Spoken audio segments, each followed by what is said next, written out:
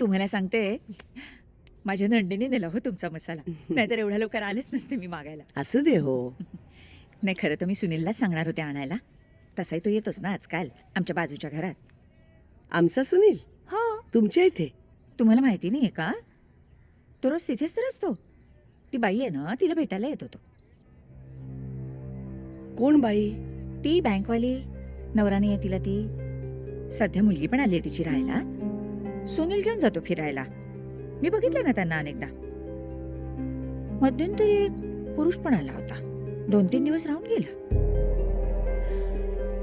काय बाई वागतात हल्लीच्या बायका. तुम्ही नक्की माझ्या सुनील विषयी बोलताय का? नाही तो काय. नाही नाही, म्हणजे मला पण आश्चर्यच वाटलं हो. तुमचा एवढा ऐकणाऱ्यातला मुलगा असा भलत्या भानगडीत अडकला तर तुम्हाला वाईट वाटणारच ना. नाही नाही, पण काही सांगता येत नाही. हा, असतात हा अशा बायका अडकवणाऱ्या. नाही मग काही सांगता येत नाही. आणि त्यातून तिचं लग्न झालंय हो.